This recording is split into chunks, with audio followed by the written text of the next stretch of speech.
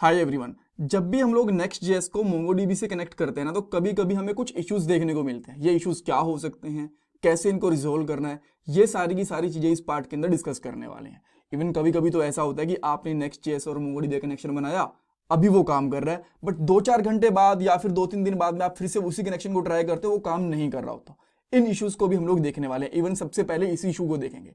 और जब मैंने इस प्लेलिस्ट का पार्ट नंबर 5 बनाया था मोंगोडीबी को नेक्स्ट जे से कनेक्ट करने के लिए, सब कुछ चीजें मैंने आपको बताई थी, तो कुछ व्यूवर्स ने मुझे कमेंट सेक्शन के अंदर बताया था कि उनको कनेक्शन बनाने में कुछ इश्यूज आ रहे हैं, और जो इश्यूज आ रहे थे उन्होंने मुझे कमेंट सेक्शन के अंदर बताए थे। जो एरर कोड था या फिर जो भी चीज थी वो बताई थी। वो सारी की सारी चीजें भी मैंने इन पॉइंट्स के अंदर कवर करी हैं।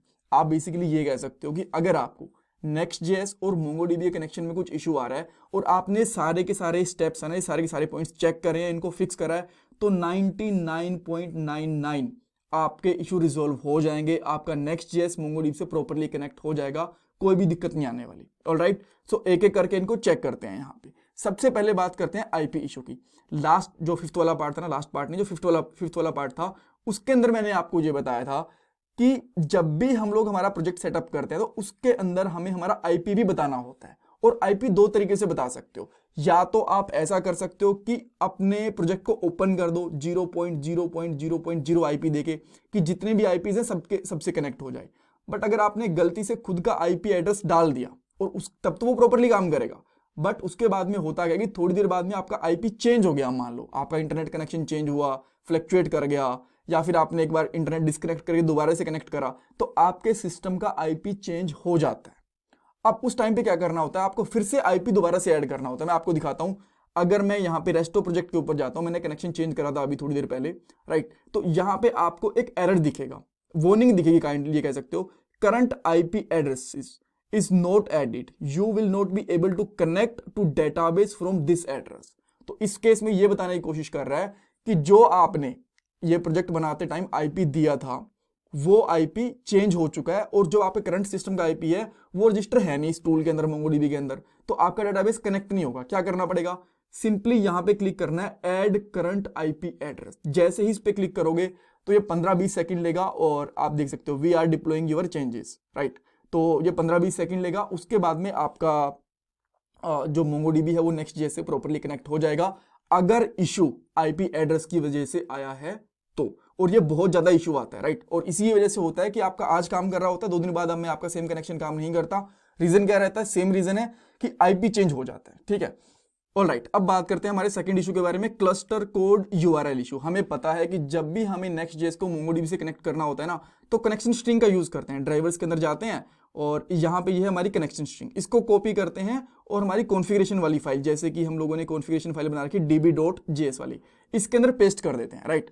बट कभी कभी क्या होता है कि अगर आप लोगों ने क्लस्टर को डिलीट कर दिया, अब क्लस्टर क्या होता है, प्रोजेक्ट क्या होता है, सब कुछ मैं आपको पार्ट नंबर 5 में बता चुका हूं, राइट। तो आपने क्या करा कि क्लस्टर को डिलीट करके या फिर प्रोजेक्ट को डिलीट करके दोबारा बना लिया, बट आपने ये वाली कनेक्शन स्ट्रिंग चेंज नहीं करी, तो आपका इशू का, बिकॉज देखो जो यहाँ पे स्पेसिफिक कोड है ना, मान लो आपने पहले क्लस्टर 0 बनाया था, आपने डिलीट करके फिर से क्लस्टर 0 ही बना दिया, बट आपकी कनेक्शन स्ट्रिंग आपको लगा कि सेम रहेगी, जी नहीं।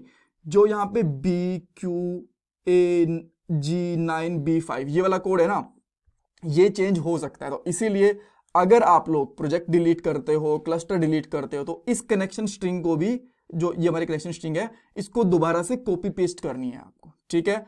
ये था हमारा सेकंड चीज। थर्ड चीज क्या आती है, गलत यूजर नेम और पासवर्ड इशू। बहुत बार ऐसा होता है कि या तो हम लोग ना, यहाँ से जब जो हम लोगों ने env वाली फाइल बनाई है, इसके अंदर यूजर नेम और पासवर्ड गलत डाल दिया, या फिर ये प्रॉपरली इंपोर्ट नहीं हुए, यहाँ पे यहाँ पे डॉट लगाना भूल गए स्टार्टिंग में, env डॉट लोकल लगाना भूल गए, या फिर यहाँ पे कोट्स लगा दिए, बहुत सारी चीजें हो सकती हैं, राइट। तो अगर ये प्रॉपरली नहीं बना तो भी आपका डेफिनेटली कनेक्शन नहीं बनेगा, राइट, बिकॉज पासवर्ड या फिर यूजर नेम ही गलत हो गया तो कनेक्शन बनने के चांस ही नहीं बनते। ऑलराइट, तो इस केस के अंदर क्या कर सकते हो, डायरेक्टली आपका user name and password directly यहाँ पे रख लो, एक बार के लिए .env.local में मत रखो, यहाँ पे रख के देख लो, जब आपका कनेक्शन बन जाए तो आप यहाँ पे रख लेना बाद में, right. But as a fresher just आपको हिट एंड ट्राई करना है, तो एक बार के लिए .env.local फाइल ना बना के यूजर नेम पासवर्ड यहाँ पे भी रखोगे तो भी चलेगा, इसके अंदर कोई भी इशू नहीं आने वाला, राइट। अच्छा, तो थर्ड इशू मैंने आपको बताया कि यूजर नेम और पासवर्ड गलत रहेंगे तो भी काम नहीं करेगा। Fourth, dB name issue. बहुत बार ऐसा होता है कि यहाँ पे ना आपको पता है डीबी नेम होता है हमारा, मैं आपको दिखाता हूँ, मे बी आप लोगों ने कभी चेक करा कि नहीं करा। ये देखो रेस्टो डीबी, ये अगर आपका डेटाबेस नेम प्रॉपरली मैच नहीं कर रहा आपके एक्चुअल डेटाबेस नेम से, अगर मैं यहाँ पे आता हूँ ब्राउज करता हूँ, तो मान लो आपने यहाँ पे ना जो डेटाबेस का नाम बना रखा है, होल्ड फॉर ए सेकेंड, ये लोड हो रहा है, हाँ, यहाँ पे रेस्टो डीबी के अंदर जो आर है वो कैपिटल कर रखा है, बट यहाँ पे आपने स्मॉल कर रखा है, या फिर यहाँ पे आपने स्पेस वगैरह डाल दिया, तो भी आपको कनेक्शन में इशू आ सकता है। जो भी आपका डीबी नेम यहाँ है वही डीबी नेम आपका यहाँ पे भी होना चाहिए, ये आपको ध्यान रखना है। ऑलराइट, अच्छा नेक्स्ट बात करते हैं ऐप नेम इशू। देखो क्लस्टर 0 एक तो यहाँ पे भी होता है और लास्ट में भी क्लस्टर 0 होता है ऐप नेम।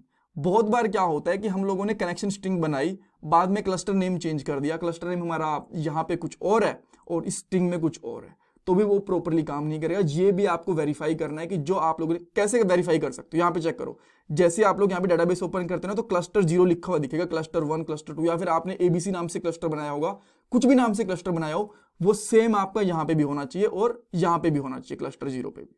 ठीक है, ओके। देन अच्छा हाँ, एक चीज और है, जो ये क्लस्टर 0 है ना, ये आपको मैन्युअली पुट करने की जरूरत नहीं है, ये हमेशा आपको कहां से पुट करना है, कनेक्शन स्ट्रिंग से ही पुट करना है। इसको खुद से मत लिखना, बिकॉज यहाँ पे कैपिटल स्मॉल का इशू भी हो सकता है, बार बार डिलीट करोगे तो कुछ डिफॉल्ट नेम भी ले सकता है। तो जो लास्ट वाला है वो आप लोग मैन्युअली रख सकते हो, बट जो ये वाला है ये आप लोग जो कनेक्शन स्ट्रिंग से कॉपी करते हैं ना, यहाँ से इसके साथ आएगा तो ही बेटर रहेगा। आप यहाँ पे देख सकते हो, यहाँ पे ऑलरेडी क्लस्टर 0 मेंशन है। ठीक है, ये लास्ट वाला ही मेंशन होता है, बट अगर आपने चेंज करा है तो ये चेंज करना होता है। कूल। अच्छा, इसके बाद हम लोग क्या बात करने वाले हैं, स्कीमा एंड मॉडल के बारे में। अब बहुत बार ना डेटाबेस कनेक्शन हम लोग कैसे चेक करते हैं, स्कीमा और कनेक्शन बना लेते हैं और रिजल्ट को फेच करने की कोशिश करते हैं। तो कई बार क्या होता है कि जब हम लोगों की सिंगल पेज एप्लीकेशन बनी होता है ना, एक बार हमारा कनेक्शन प्रॉपरली बन गया, जो मॉडल स्कीमा वो डिफाइन हो गई हमारी, राइट, तो ये वाली फाइल फिर से कॉल होती है, तो इसी सेम कोड को दोबारा से ये मॉडल और स्कीमा ना इसको फिर से रजिस्ट्रेशन करने की कोशिश करते हैं और उस टाइम पे एरर आता है। तो आपको ये वाली लाइन प्रॉपरली लिखनी है, पहले mongoose डॉट मॉडल्स डॉट आपकी कलेक्शन का नाम, जो भी आपका कलेक्शन का नाम है, और ये डालना है कि अगर पहले से हमारा मॉडल का रजिस्ट्रेशन नहीं हो रखा, मॉडल रजिस्टर नहीं हो रखा, तो ये वाली लाइन एग्जीक्यूट हो, अगर पहले से उसका रजिस्टर हो रखा है तो कोई दिक्कत नहीं है, तो ये वाली भी करनी है। एंड एक और चीज, लास्ट बट सबसे ज्यादा इंपॉर्टेंट चीज, जब मैंने ये पार्ट बनाया था 5th वाला, मैंने तब भी बताया था कि जब भी आप लोग यूजर नेम और पासवर्ड रखते हो ना, तो कोशिश करो कि उसके अंदर स्पेशल कैरेक्टर ना रहे। रीजन मैं आपको बता देता हूं अगर आपको ध्यान नहीं है तो। मान लो आपने क्या करा, जो पासवर्ड बनाया था ना वो ऐसे बना दिया, google@2024, आपने ऐसा बना दिया। आप ये कनेक्शन स्ट्रिंग देख रहे हो, इसके अंदर पहले से भी यहाँ पे एक @ यूज हो रहा है पासवर्ड से जस्ट पहले, तो उस टाइम पे स्ट्रिंग कंफ्यूज हो जाती है कि कौन सा @ उठाना है। तो या तो आप एक काम करो, यहाँ पे स्पेशल कैरेक्टर यूज मत ही करो, बट अगर आप स्पेशल कैरेक्टर यूज करना ही चाहते हो, आप नहीं कुछ और ऑप्शन रखना चाहते, तो इसका ना एक स्काई कोड होता है, मैं दिखाता हूं। अगर आप सिंपली यहाँ पे लिखोगे ना code for mongodb password @ right, तो यहाँ पे आओ, यहाँ पे आपको बताएगा कि आपको क्या यूज करना चाहिए। कुछ एरर्स देखो यहाँ पे, तो यहाँ पे आपको सिंपली मिल जाएगा कि @ की जगह पे यहाँ पे M% 40 ये यूज करना चाहिए। अब मान लो आपने यहाँ पे @ की जगह पे #M% कुछ और यूज करा है, तो हर एक का कोड होता है वो यूज करो, पर बेटर यही है एज अ बिगनर, अगर आप बिगनर हो, जिस चीज़ों को सीख रहे हो, तो सिंपल पासवर्ड यूज करो, वो बेटर रहेगा। अगर आपको पासवर्ड चेंज भी करना है तो आप लोग डेटाबेस एक्सेस के अंदर जा सकते हो यहाँ पे, एंड देन यहाँ पे आपको पासवर्ड चेंज करने का ऑप्शन मिल जाएगा। थोड़ा स्लो है सिस्टम, यहाँ पे एडिट पे जाना, यहाँ पे पासवर्ड है, एडिट पासवर्ड पे क्लिक करो, न्यू पासवर्ड यहाँ पे डाल सकते हो, एंड दैट्स ऑल, राइट। तो अगर आपने स्पेशल कैरेक्टर्स डाल दिए तो उसको हटा लेना। सो दैट्स ऑल, ये कुछ इश्यूज आते हैं। और अगर आप लोग ना, मैं मान लो एक बार के लिए इस पार्ट नंबर 5 के ऊपर जाता भी हूँ, राइट, और इसमें कुछ जो हमारे पास कुछ एरर्स हैं उनको मैं गूगल करता हूँ, तो आप देखोगे कि बहुत सिंपली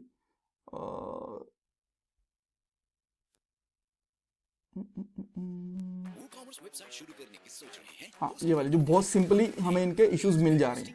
जैसे कि अगर मैं ये वाला एरर कोड है, राइट, इसको मैं जस्ट कॉपी करता हूँ यहाँ से, आपकी वेबसाइट लोड होगी सबसे तेज दुनिया भर में आपके सभी ग्राहकों के लिए, और मैं सिंपली इसको पेस्ट करता हूँ, कुछ भी नहीं करता मैं, राइट।